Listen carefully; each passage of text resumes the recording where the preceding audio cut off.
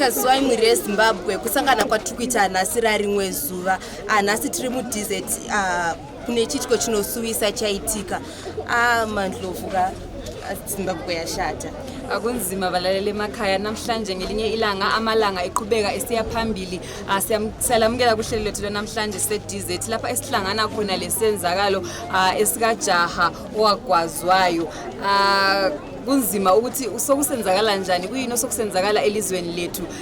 Asazi ukuthi kuhamba njani, manini ke silinikeze ababekhona kusenzakala, abahlali bendawo abahlala khona phe DZ besichasela ukuthi kuhamba njani, abangabe babona kusenzakala besitshele njalo ukuthi kuyini okwayenzakalayo. Zviri kumbofamba sei chokwadi munhu kubaya nebanga moyo wakungombori pai munhu atorasikirwa neupenyu kana ari maconflicts anogona kungosolveka. Rege munzwe vagari vachitaura nyangwe nehama neshamwari zvitaura kuti chii chamboitika. Asi nguva dzese mhuri yeZimbabwe tinokurudzira kuramba muchisubscribe kuDrewmas Media.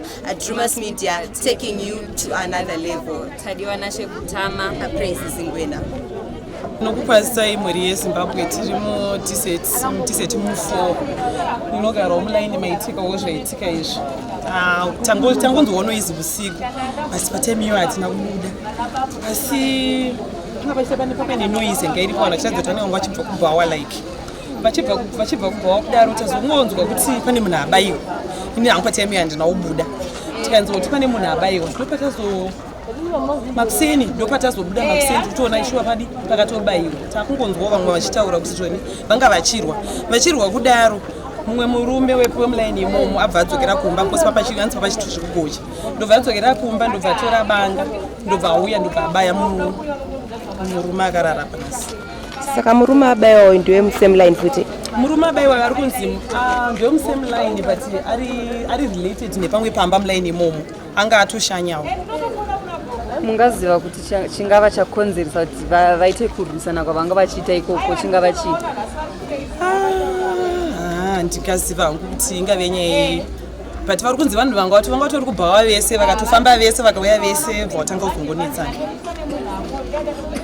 Zita rangu ndaitwa Innocent Nyamupeni, ndiri mukomo waClayton abayiwa nebanga. Zvaitika ndezvekuti wanga wachitamba vari 2 wakatanga kumwa wanga chimwa madoro ari 4 neshamwari dzavo. Saka hamene zvavakanetsana wachimwa doro kudaro.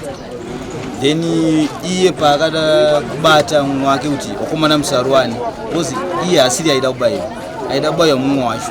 Saka iye paakakrosa uyu paakakrosa nebanga achienda kubaya wanga aida kubaya ndipo paakapfuura achibayiwa pambapa nebanga akabva kubayiwa kaviri nebanga. Then mukomana yakabva ada kutiza asi akabva abatwa nomumwe wacho akabva amudonhedzera pasi paangada kutiza. Amudonhedzera pasi ndipo paakatanga kunetsana kuti mumwe wacho akazotombayiwa futi mumaoko mubhozi anga abata banga riye vachingonetsana. Akabata banga vachirwisana ichiedzera kuti vanhu mhanya muite mhanya mundibatsire kusunga chimunhu ada kutiza. Kusvika mumwe vanhu vazoya vamubatsira but iye anga ite anga abayiwa nechipambapo kana nebanga racho mabanga ekuchekesa muriwo aya ngesi banga chero bosi pawakanetsana akatoti haudai ndiudzoka achibva mhanya kumba uko atora banga rekuchekesa muri upo wakadzoka achita achizobaya nepapa. Vainge vambonyatsonetsani? Nyaya yacho yakanetsana chaiyo hatisati anyasozoziva kuti nyaya yakanetsana ndechi bosi waitomwa wese doro pamba pemukomana yamubaya wacho wakamwa wese ipapo wakaenda kumashopusi wese wakadzoka. Saka tizozotonga kwakanetsana chiwo wari vega ikoko. Saka paabayiwa ndopabva afira ipapo? Abaya ipapo achibva afira ipapo haanozobuda bosi abuda ngati awandisa angoshedzera kuti ndabayiwa abva angopfuga mufira futi ipapo. Ko wacho aida kubayiwa wacho aripi? Ndisozati azienda kuhospital because ndamboenda kunotaura naye pachichidzwa nyaya yacho kuti zvakafamba sei ndo matauriro aita. Saka namusiyana ndikati iwe dongo inonyorerwa chipolice report bosi ronda rirapa racho rakatodzika kuti akwanise enda kukiriniki. Zita rangu ndoitwa Tapiwa Muzadzi. Ndogarawo muDzwara sekwa4. Mudzwara sekwa4 muri kunetsa nyaya dzemapanga. Vanhu vari kufamba nemapanga, vanhu vachiurayana nemapanga. Akasike kutanga kune mumwe anonetsa anogara kuzasuko asi handichataure nezita rake. Zita rake vanhu vese vanomuziva vari panapa. Saka chingotaureka zita rake vanhu pacho. Zita rake? Anozondibaya. Anobaya vanhu. Mutomburaisa. Saka muri kutaura kuti munhu anotozikanwa murani nomuti ndobasa raanoita. Aiwa, anongofamba naro achibira vanhu mafoni. Basa rake nderekuba mafoni nemari. Anobreka mudzimba dzevanhu. Aiwa, anokatosangana yomurodhi anotokutorera foni. Zvinoti anosvita manhere vanhu masikati. Kana masikati haana time iyi. Atoti komba kwawo izvezvi. Anorova mamwe madrugs anetsa mazuva anaya mutoriro. Ndo anorova obva atanga kubira vanhu. Apedza mawaya kana mudzimba womuhembe dzirungobiwa. Ndiye chete. Ko munoti nechitiko chaitika nhasi? Chitiko chaitika nhasi ndinotorwadziwa kozi zvinotosiririsa.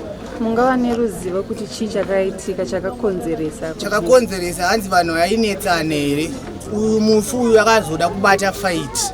Achida kubata fight ndopa akabva aita se akabva anzi saka ndakutobaya iwewe ndobva abayiwa. Akabayiwa ruviri pasaidi apo. Obva atofira ipapo. Saka uyu akabayiwa anga sitorimo munyaya, akangosvikawo semunhu aida kubatsiridza kuti hondo ipere pakati pevaviri vairo. But vaitova vese vanhu ava vaitomwa doro vese, vakatoswera vachimwa doro vese.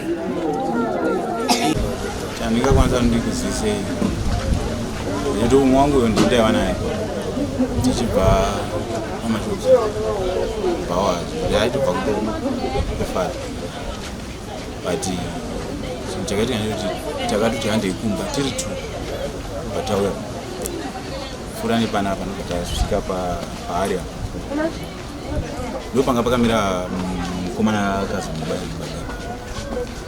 but chinhu chakaitika ndechekuti time yatakasvika ipapo vanhu haitongotukanawo nevanhu vaiva navo, zvinobva tatongoti aiwa no ivo uri mumwe wedu nekuti tinotomuziva tanazitapika ndindakatotaura naye ndikati uri mumwe wedu usatukana nevanhu vakuru avai, ndo pakatotaura kuti aiwa ndimi vanhu vacho vandiri kutoda zvokuti ndisatukana neava izvi zvazvinakana basi, ndimi vanhu vacho navandiri kutoda kutaura nemi, handina kuziva kuti munhu ane banga, ndo pakatanga kutomhanya akananga kune umwe wangu uyu ndo pakazviedzera ndaita sendabayiwa ndatobayiwa nebanga andakazochoka kuti ndinoona kuti ndide kuti nditobata ndinoda kuzama kuti nditi usadaro usashandisa chinhu chakadai inini wacho akada kutomudibaya fetsunga toti banga randakatozama ndobva ndatombotiza pano napa uyu time akabayiwa akabva adona ndakazara ndatozobatana naye uyu akutondomhanyisa vandabatana naye vandatombokisa naye nguva yakatoreba achizama kuda kuti tobaya rimwe wacho vanamudonhedzera pasi nditsvaga kuti banga racho rari papi ruoko rwanga rune banga ndandisingatomborioni kuti saka ndakazokwanisa kuruona atoribudisa futi ndamudonhedza pasi achida kundibaya nesaidi saka ndakwanisa kubata ruoko rwacho rwari rune banga ndo vandakamubata neleft ndobva ndada kubvisa banga reya ndo parakapfuura napa ruoko pangao varandicheka saka zvadaro handina kukwanisa kuti ndizomuregedza ndakatomutaura ndikati iwewe pauri pasi apa handisi kuregedza kusvika umwe wangu uyo aita se amuka auya kuno kuti because ndiye aifanira kutondibatsira pakuti timutorere banga rachiro ndikati handisi kuregedza kusvika umwe wangu amuka saka nezvandainzwa vamwe vachitaura vaiona umwe wangu ari apo vamwe vaitaura kuti munhu atodi atofa asi ndaitotaura kuti pamwe kuda kungoti taura kwevanhu vari kuona uyu nandakangobatana naye ari pasi akatombosvika kuti wautondiuraya ndikati handimbokuurai asi chandoda ndechekuti umwe wangu yaite amuke angomuka chete akauya panapa akwanisa kutaura kuti aiwa inini bhuka tikaona pawamucheka mobva maonesana pacheni saka kumuka kweuyu handina kutombomuona kanguenda paari ndakaramba ndakangomubata ndikati vanhu fonerai polisi chekutanga ndakatokumbira tambo vanhu handivana kuti ndipewo tambo ndiananga ndibatsira netambo ndisunge munhu uyu netambo kuti asava nekwaanoenda uzi munhu akatadza kumuka ini ndindandina ende hama dzacho ndinokwanisa kuti ndinde pamba paanogara ndinowa ndinotamba nemufanani saka ndakwanisa kuramba ndakangomubata kusvika polisi tizowe aizomutora toende naye dzanga dziri nguva ipa zvakaitika ava kuti my11 but ini time chaidzo dzekuti nditi ndine time dzekundonatsa kuziva kuti time dzakati ndandisina time nguva yacho ndinatsoziva kuti but vamwe vachitaura vari saka tichitaura kudai Akaurawa akatosungwa tori polisi ndavanomusiya kuti ndazvomari abalalele emakhaya nthemba lizizwele ukuthi kuhamba njani owethathu owafikayo ezama ukuthi elamule impi eyikhona phakathi kwabantu nguye owagcina esenguye osewelwe yingozi nguye owagcina esenguye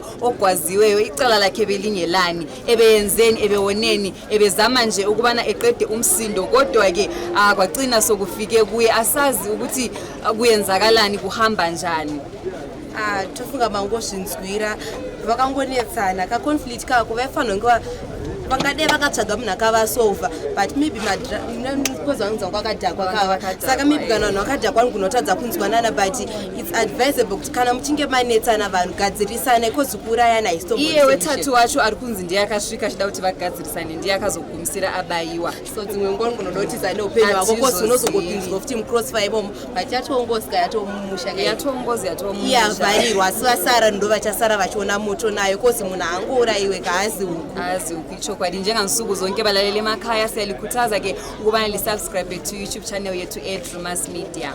Drewmas Media are taking you to another level. Aranguzita ndi praise singena. Thadiwa nashe kuthama umandlovu wembo special. Isali. Goodbye my friends. Goodbye my friends. Wakamboonana tichazoonana nerimwe zuva hama dzangu. Goodbye my friends. Goodbye my friends.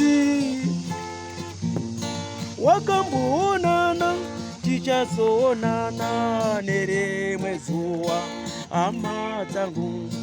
Ini ndokwenda kubasa kwangu. Iwe makiwe mkaranga.